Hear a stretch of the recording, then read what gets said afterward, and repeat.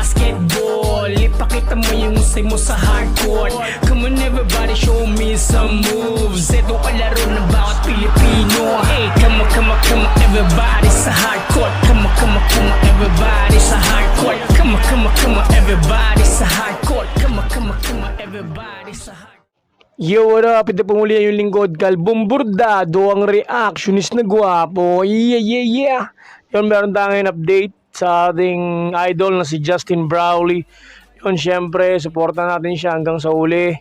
Ang laban niya dito sa basketball team, sa national team natin. At sa laban niya sa labas ng court. Yan, syempre, alam naman natin yung pagkadaan niya, idol Justin Brownlee. Meron siya pagkadaan na matindi ngayon. Yun nga, yung regarding sa medical result at yung future niya sa pagbabasketball nakasalalay doon. At yun, subaybay natin ang kanyang career sa loob at sa labas ng basketball court.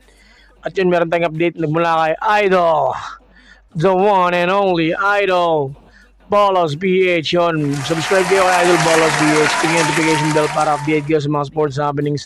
At syempre, kung di pa nakasubscribe sa akin, subscribe na rin kayo, guys. Yeah, ito ngayon, update kay Idol Justin Brownlee. Come on, sabay-sabay natin panoorin.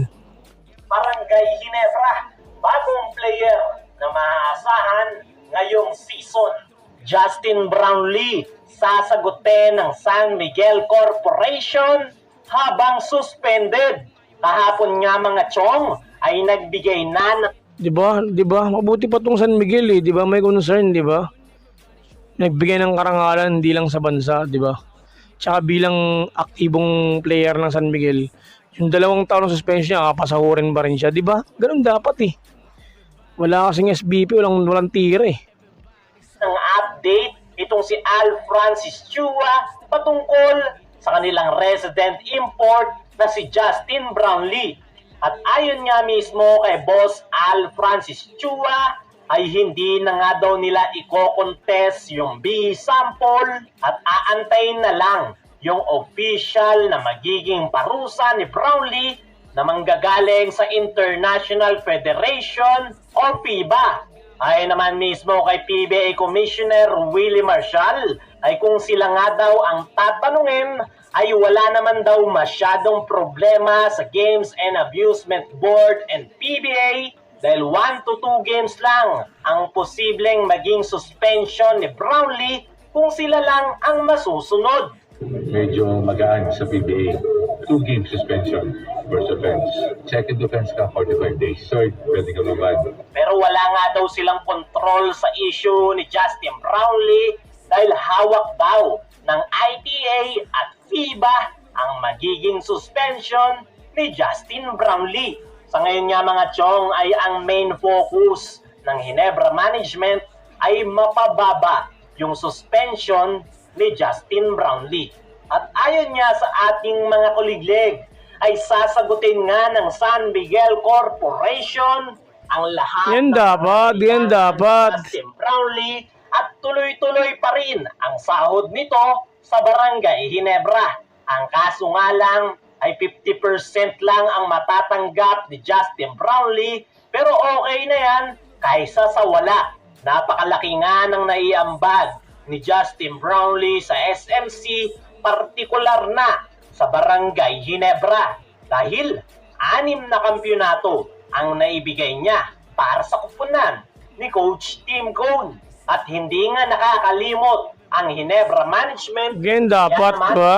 hindi talaga nila iniiwan si Justin Brownlee kahit pa naharap na ito ngayon sa suspension. Ayon pa kay Al Francis Chua, ay possible nga daw na makapaglaro pa rin si Justin Brownlee ngayong Commissioner's Cup kung matatagalan pa ang pagpapataw ng suspension sa kanilang resident import. Pero ngayon pa nga lang daw ay naghahanap na sila ng magiging backup import dahil baka kalagitnaan nga daw ng conference masuspinde si Brownlee. At kung mangyayari nga daw yan, ay meron daw sila agad na po pwedeng pumalit na import.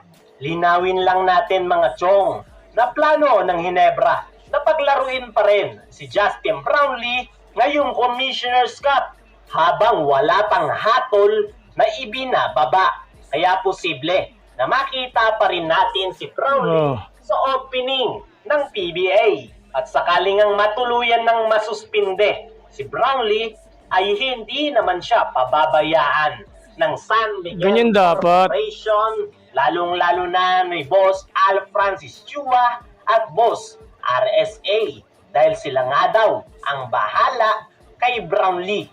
At kahit suspendido si Brownlee ay makikita pa rin daw ito sa bench ng Barangay Ginebra para tumulong. Para sa akin mga tiyong ay napakalaking sayang nitong si Justin Brownlee para sa Napakalaki Barangay talaga. Ginebra.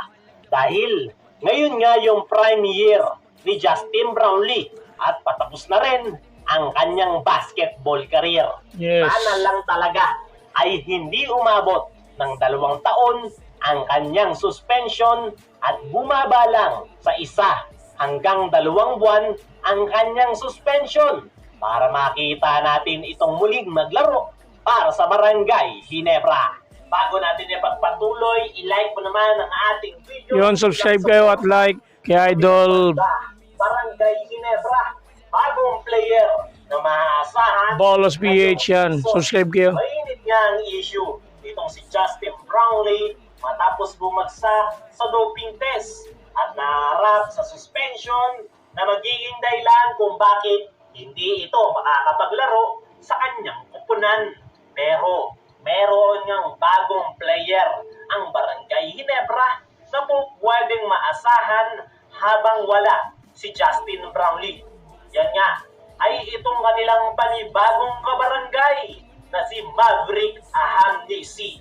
Ito nga si Maverick Ahamnisi mga tiyong ang isa sa pinaka-aabangan ngayon sa kupunan ni Coach Tim Cone. Nakuha nga nila ito via unrestricted free agency at alam naman nating lahat kung paanong maglaro itong si Maverick Ahamnisi. Isa nga itong legit scorer, kayang mag-create ng space para pumuntos at the same time ay meron din itong outside shooting.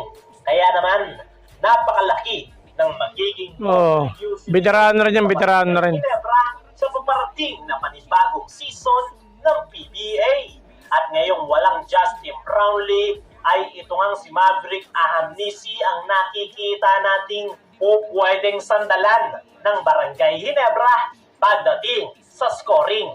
Sa mga nakalipas na tune-up game ng Ginebra ay maganda na ipinapakita itong si Maverick Ahamnisi. Konting adjustment na lang sa sistema ni Coach Tim ay makikita na natin ang kanyang full potential. At tingnan natin kung muubra itong si Maverick Ahamnisi sa Barangay Ginebra ngayong season. Yo, maraming salamat sa content na to, Idol Bolos PH. Mamaya panoorin natin yung commercial na yan pagtapos nito kasi baka umaba yung video. Bilang suporta na sa content creator kay Idol Bolos PH. Subscribe kayo sa kanya guys. Click nyo yung notification bell para update kayo sa mga sports happening. At syempre sa Barangay Ginebra update at sa ating bagong hero na si Justin Brownlee na nalagay ngayon sa alanganin yun. Syempre subscribe din kayo sa akin guys. Kalbong Bordado TV. Ang reactionist na pogi. Yun. Maraming salamat mga kabokal. Salamat sa support. Ingat palagi. God bless. Yeah.